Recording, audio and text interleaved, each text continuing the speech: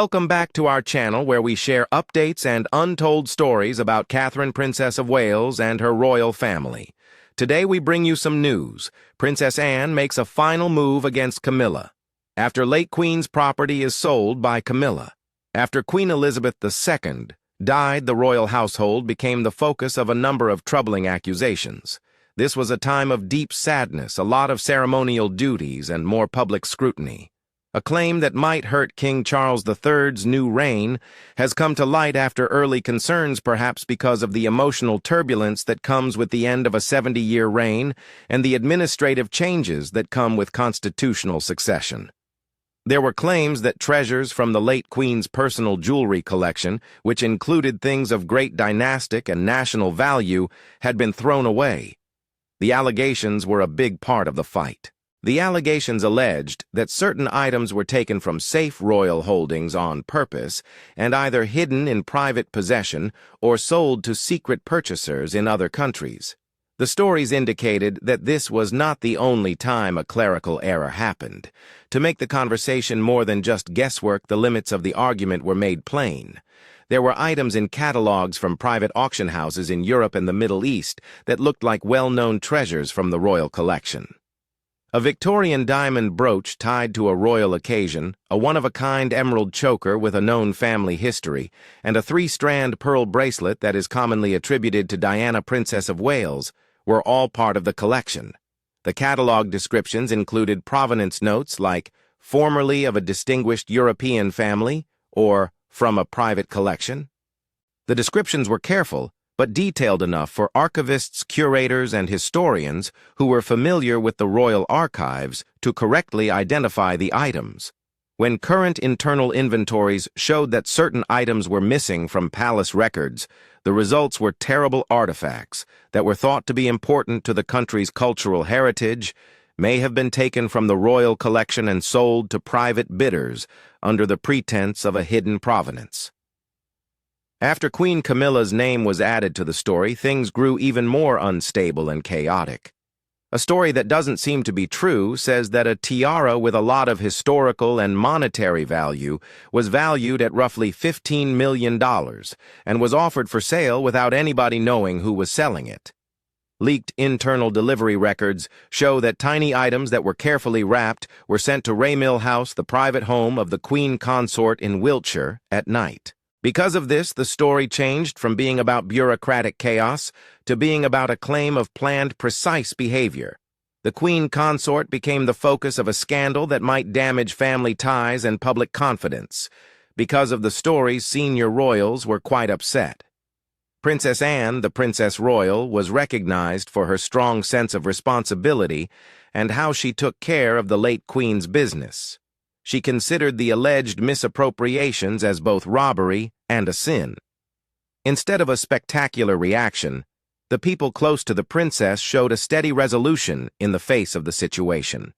She looked into things herself to figure out what was truth and what was supposition, and she also made a chronological record of the chain of custody for the goods in question. The dispute went beyond the money involved and brought up important issues, like stewardship legacy and the Crown's institutional integrity. What was happening challenged both the relationships between family members and the legitimacy of the monarchy.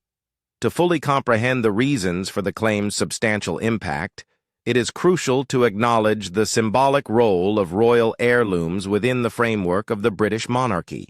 These items are more than merely ceremonial state decorations. They are real representations of dynastic continuity and institutional stability. Every diamond, whether it's a huge crown or a little pin, is an important part of the story of royal succession. One reason is that a monarch wearing a certain diamond has a direct link to a line of ancestors, so the gem acts as a memory device that places the current ruler in a line of historical representation. So losing these kinds of objects has traditionally been perceived as not simply losing things, but also as breaking a symbolic lineage that helps people feel like they belong and have power. This perspective has endured throughout history. These historical foundations are deeply embedded in this symbolic dimension. Queen Victoria wore a sapphire and diamond coronet that showed off both her personal style and her political relationship with Prince Albert, who helped make it. Queen Elizabeth II conducted a continuity ceremony when she put on a brooch that belonged to Queen Victoria. This practice showed that the monarchy lasts longer than any one king. People have worn these kinds of gems during treaty signings, jubilee celebrations, and times of national sorrow. They are used on purpose to make people feel that things are still going on even when things are bad.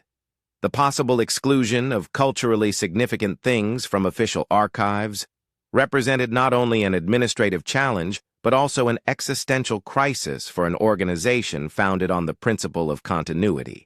Another thing that made things more complicated was the unclear border between public heritage and private property in the monarchy's possessions. The crown jewels, which are kept in the Tower of London, are clearly held in trust for the state and are considered national property. The Queen holds the royal collection, which is made up of thousands of pieces of art and ornamental things in trust for the nation. The Royal Collection Trust is in charge of managing it so that it may be seen and lent out. People don't think of these things as the king's or queen's personal property or as property of the government in the usual sense. Diamonds that the sovereign inherited or bought privately are considered private property, apart from other assets that may be given away or disposed of in a will. Many of Queen Elizabeth II's jewels were not clearly defined. Others were given to her as personal presents, others were passed down from family members, and some were used for both official and private purposes, with little difference between the two. Standard operating procedures and practices, not clear laws, have historically determined how to categorize some objects. This has led to confusion and different interpretations during times of change. After the Queen died, the mix of law and custom created a situation where people didn't trust each other. Many questions came up, such as whether the Queen Consort had a supposed right to govern or own particular things, and if taking anything away was a breach of trust. Precedent and context made the discussion more intense. Queen Elizabeth II made a rare and clear remark in the year before Charles became king, saying that she sincerely wished for Camilla to be named Queen Consort. The statement isn't legally enforceable, but it has a lot of symbolic meaning. It has already changed how both the public and institutions see things. If the expression of the sovereign could significantly impact status and recognition, then claims that the recipient of that endorsement had violated the trust bestowed by the custodian would certainly do significant damage to their reputation. People who worked in the palace knew that both sides were in danger. If the late Queen's support made Camilla legitimate, then convincing claims that she broke that trust may be just as bad. At first, advisors were worried as rumors spread around the company. An anonymous, experienced assistant said, "The jewels are more than just stones, they are memory itself." Another person warned that validation would tarnish the late Queen's legacy and cast a lasting pall over the new king's reign. These comments summed up the mix of personal feelings and constitutional fears. Perceived mismanagement threatened soft power ceremonial legitimacy and the monarchy's moral authority. Some others warned that substantiation would permanently overshadow the new king's reign. Many of the long-serving members of the household staff, some of whom had worked for Elizabeth II for decades, were torn between their loyalty to the late Queen and their loyalty to the institution. Princess Anne put together a reliable team to conduct an investigation in this sensitive situation. The staff comprised former royal protection officers, domestic servants who knew how the vaults worked, and archivists who were quite familiar with the royal vault's catalogs. These people were chosen based on how well they could remember a certain institution, how good they were with technology, and how much they wanted to stay out of the public eye. In the weeks leading up to the monarch's death, they followed a rigorous process that included doing inventories, balancing ledgers, comparing picture records, and keeping track of where objects were going. The Princess Royal did things in a way that was in line with the old ethos of acting with purpose and thought instead of showing off. Queen Camilla's public displays of calmness. It seemed unlikely that there would be clear denials because of palace politics, legal worries over public allegations, and a media policy that says not to speak out against the palace in public. Still, opponents and others who were already biased toward the consort typically saw silence as a sign of complicity. The carefully planned portrayal of a smooth dynastic transition started to show cracks that had been hidden by practiced performances. This happened as the accusations became stronger.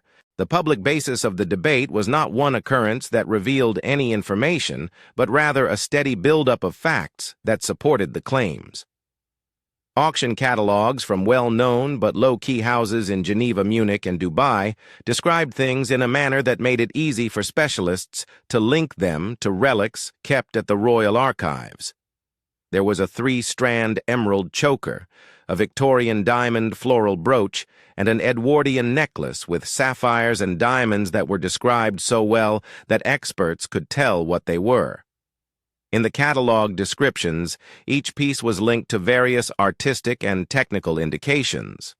Provenance statements hid the origins of items by saying things like, "property of a European noble family."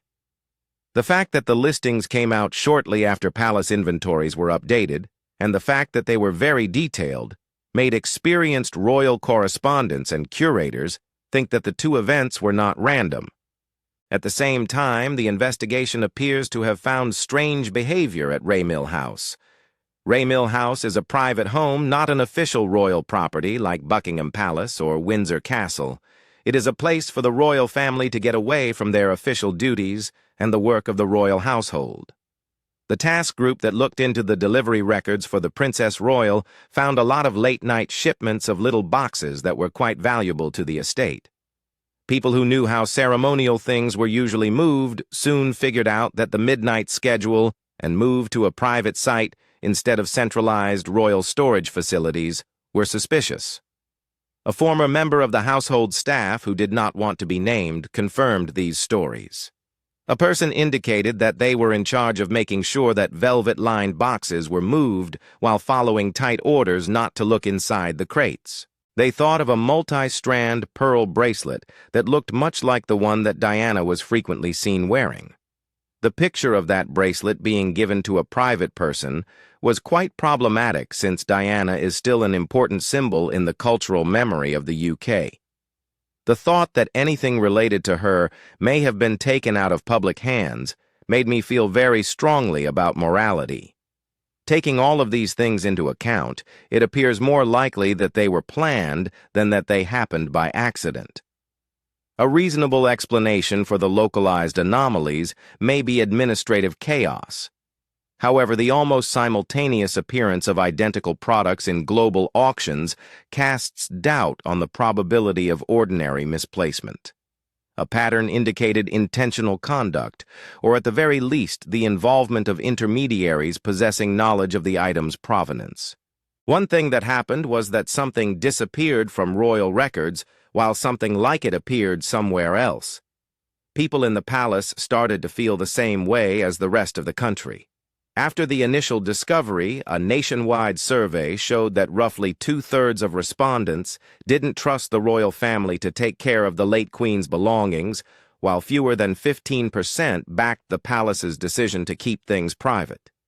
The people didn't only see the diamonds as private property, they considered them as emotional reminders of a respected king and emblems of national identity.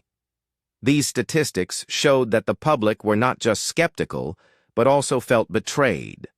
The remarks made it clear that the collection was considered a public trust, and the idea of moving it to private hands was seen as an insult to culture. The answer came right away, which is perhaps more important in the context of online public discourse.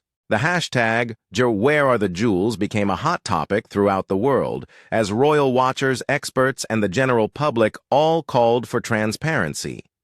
Digital activism grew at the same time that memes put together old pictures of certain people with catalog photos and then made comments that asked whether misplacement hid expropriation.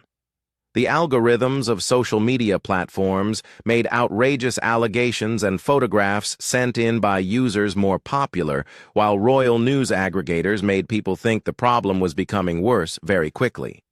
The communication environment caused the monarchy's carefully crafted image of stoicism and continuity to fall apart. In this situation, narrative momentum typically outweighs prudence, and emotionally charged pictures may mask archive complexity. The mood became worse as they entered the palace. Long-time employees said they had to keep quiet about items they lost because they were under pressure to do so. After repeated questions, a reporter spoke to a junior archivist who stated that he had been restructured to another department after a pair of sapphires went missing from the collection. Because it was implied that quiet was required for continuing employment, an environment of fear and intimidation was created, which hurt morale inside the company. A moral story developed in which loyalty to the dead king clashed with loyalty to the present leaders. The assertions, whether real or made up, made people think that institutions were not clear and built a moral story. Critics in the media quickly pointed out the main ethical question: can royal heirlooms, which the public expects to have symbolic value, be legally considered the private property of current government officials? A lot of people who were against it looked into the moral issues of selling products with unknown origins, assuming that Princess Anne's file is convincing. Foreign media made the story better by showing old photos of Queen Elizabeth II wearing certain jewels next to blurry catalog photos of similar items for sale to the public. A dramatic visual contrast that showed efficacy was a narrative shorthand that suggested that things that used to mean continuity had been turned into goods that could be bought and sold in private marketplaces. People who were alive at the time say that Princess Anne put together a file utilizing the material her task team found, which was similar to a prosecutor's brief. The dossier supposedly included pictures, signed witness statements from workers shipping records, and comparisons that put auction shots next to official inventory photos. The process included cross-referencing timestamps, evaluating shipping container serial numbers, and obtaining sworn statements from workers who had engaged with the objects, thus merging traditional archive practices with investigative tactics. The Princess Royal's worries became stronger as she gathered the material. What had started as a little worry turned into strong evidence.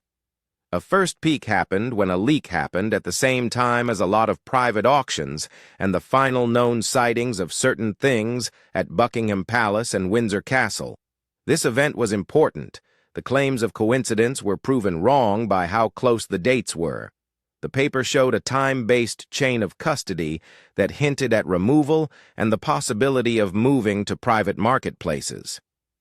Internal problems in the royal household grew into major rifts that affected loyalties and duties, which made things even more tense in the household. People reported that the problems within the family reached their pinnacle during a private meeting between Princess Anne and Queen Camilla. Anne's impromptu team put together a file that was thought to be thorough and complete. They did this by comparing delivery records and auction listings from Geneva to Dubai, as well as looking at similar visual evidence given by insiders who were worried.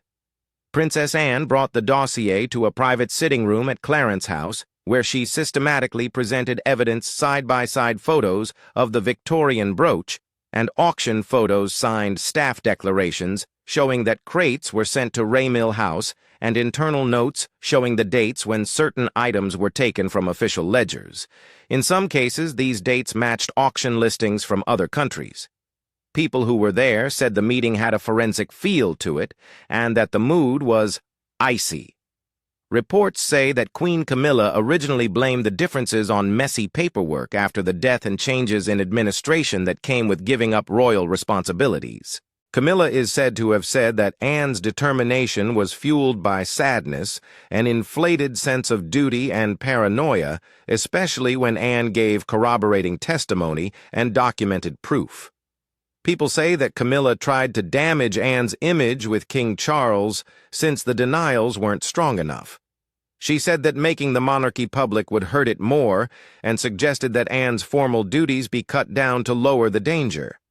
The king was stuck between his sister's demand for institutional integrity and his wife's refusal and caution to be careful. As a result, a fight for custody turned into a fight for power. A sealed letter hidden in a secret desk at Balmoral Castle was found.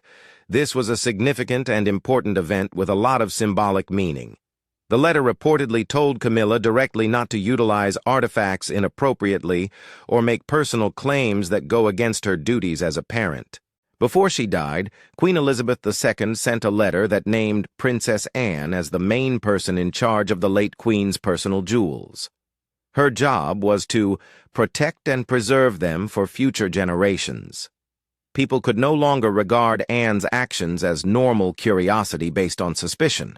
Instead, they saw them as the Princess Royal carrying out the monarch's orders. The letter, which was the sovereign's last will, changed the balance of moral and reputational power in the struggle in a big way when it was presented. The letter changed everything at the palace right away, and in a big way. The clear order that Princess Anne had from the dead king greatly boosted her moral and quasi-legal power. Witnesses of Anne's letter subsequently said that the event was important. Queen Camilla lost her cool, and King Charles looked upset because he was torn between his sister's assertions and his wife's denials. The late Queen's official order turned controversial conversations into a situation where respecting the sovereign's ultimate goals was important both ethically and institutionally. No one in the room could simply ignore this order's authority. After the facts of the article spread across the palace, the debate went from being an internal one-on-one to one with moral importance.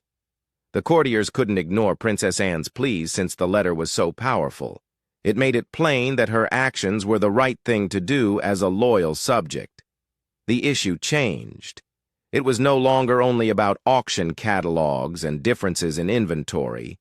It was now about being true to a written gift given by a king or queen to a certain family member. This problem became so important that it turned into a worry about the honesty of the institution in question. Even though the corporation tried to keep the disagreement under control, certain parts of the dossier got out to the press. The front page of a popular Sunday newspaper had the sensational headline, "Camilla's Secret Vault Exposed." The article said that the Queen Consort was accused of hiding thousands of dollars worth of jewels belonging to Elizabeth II. It quoted several palace insiders, copied details from delivery records, and most importantly revealed the existence of a sealed letter naming Princess Anne as the guardian and the contents of the letter. It gave a historical timeline that linked differences in inventory to auction listings. It also made the photos more powerful by putting photographs of Diana's pearl bracelet next to pictures from an auction in the Middle East. The tabloid story focused on dramatic features like late-night shipments, mysterious auction houses, and family treachery to make it easy for people to talk about it quickly. People reacted right away and strongly. Protesters outside Buckingham Palace held signs that said, "Return the Queen's jewels," and "Anne is right." People at public events also loudly showed their support for Princess Anne and other royals who are considered as defenders of Elizabeth II's legacy. The hashtag, "Where are the jewels?" got a lot of attention again, along with more particular tags like Camilla erased and "Return the heirlooms," which helped spread the story throughout the world. Television and internet media made the situation worse by showing Princess Anne as strong and dignified while carrying her mother's letter, while Queen Camilla was seen as defensive and overwhelmed. In the changing story, Anne was considered the guardian of the inheritance, while Camilla was portrayed as a person who was burdened by accusations of wrongdoing. Prince Harry, the Duke of Sussex, made the story even more powerful by releasing some of Diana's private letters. This letter showed that the Spencer family gave Diana a pearl bracelet as a private treasure, not something she could throw away.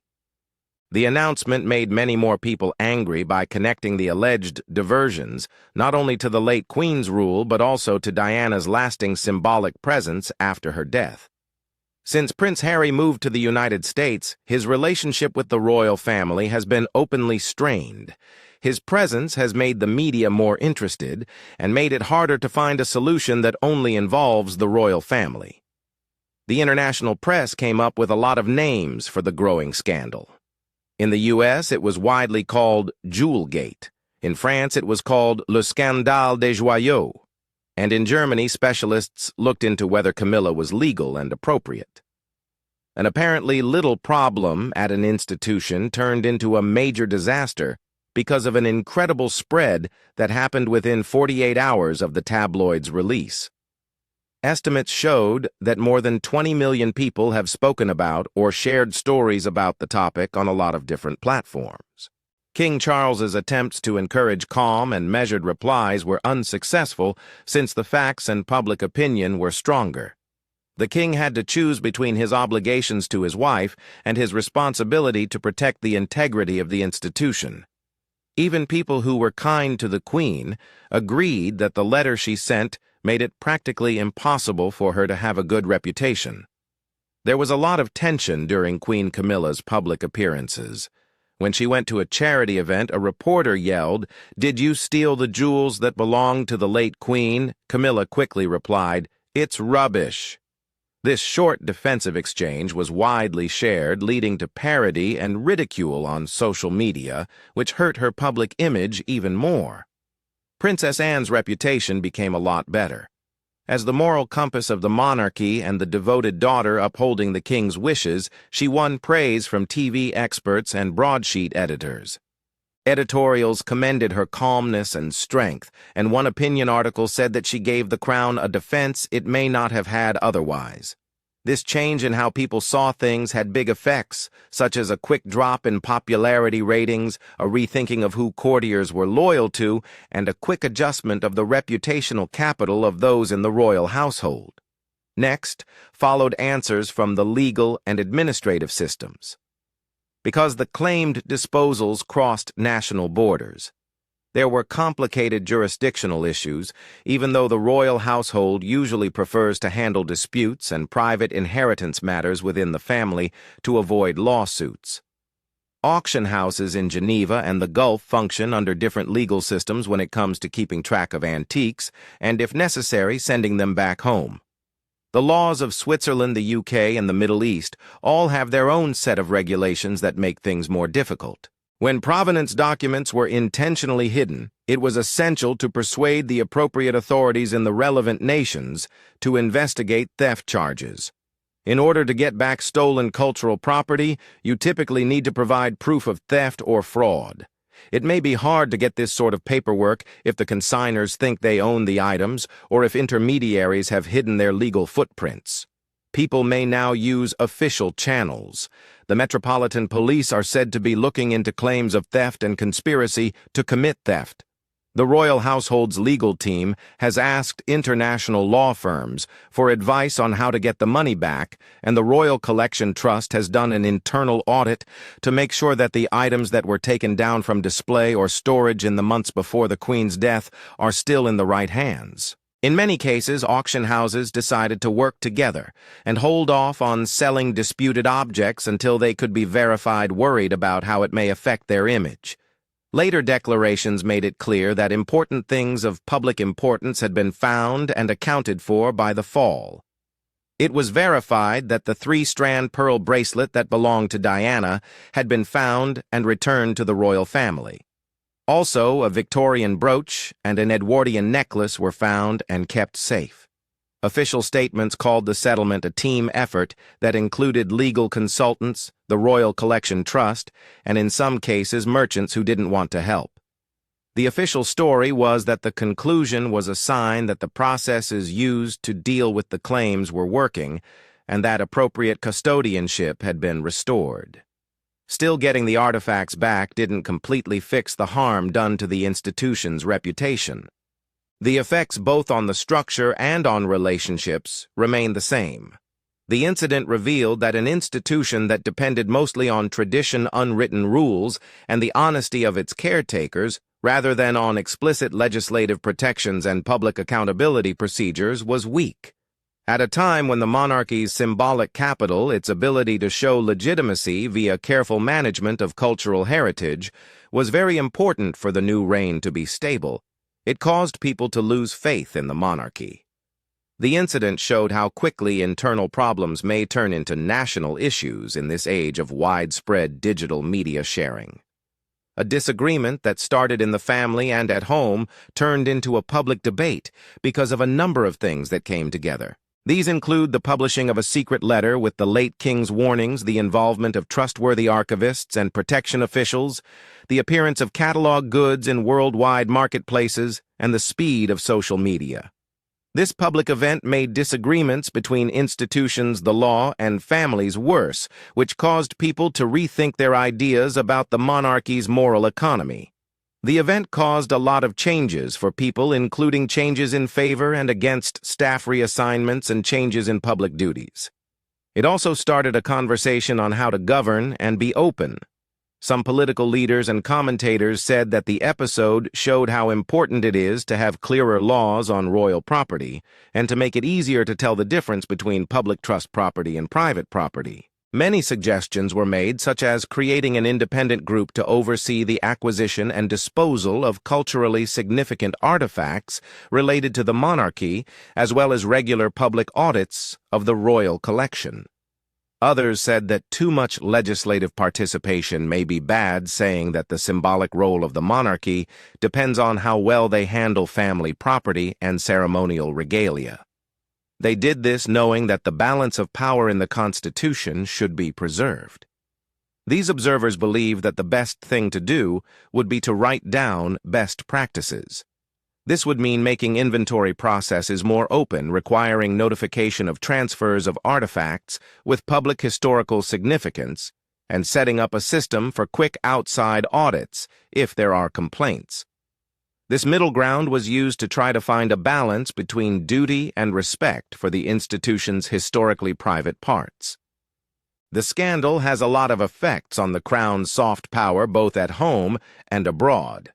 Analysts have used the controversy to criticize how unclear hereditary systems are in Commonwealth countries and among allies where the British monarchy is still important. In this case, governments and cultural institutions in former colonies that were already talking about repatriation and colonial origins found a reason to rethink statements about historical dispossessions and the obligations of former imperial capitals. While the immediate legality of such decolonial claims diverged from the norms controlling the royal household, more extensive ethical discourses of ownership, stewardship, and access to material culture were subsequently advanced. In short, the event showed a variety of related truths regarding the symbolic force and institutional legitimacy of the contemporary world. First, it's important to remember that physical relics like jewels that are intended to stand for continuity may become catalysts for institutional breakdown when custodian norms are broken. Second, the moral value of provenance and the feeling of custodial integrity are sometimes more important than the goods' actual monetary value. Third, an organization that depends on tradition and hidden methods is weak when it comes to today's calls for transparency. This is especially true in today's world when leaks and digital amplification may lead to political pressure. The problem demonstrated the influence of public opinion and media dynamics in escalating internal disputes into national crises, necessitating institutions to establish methods for rapid response, independent verification, and adaptability when judged necessary. Even if the disputed items were eventually found and accounted for, the damage to the reputation remained. As a result, the royal family's internal dynamics changed. Debates about governance and transparency became more heated, and the way people throughout the world thought about custodial duty for cultural assets changed. This will probably have a big effect on how the royal collection is run in the future. It might lead to a review of rules and the progressive codification of procedures that were formerly based on custom. The debate serves as a cautionary case study emphasizing that visible custodianship is vital in modern culture, where symbolic power depends not just on inherited rank, but also on verifiable integrity. The lack of apparent custodianship might have long-lasting effects on institutions. Thank you for watching the video. Please let us know your thoughts and goodbye for now.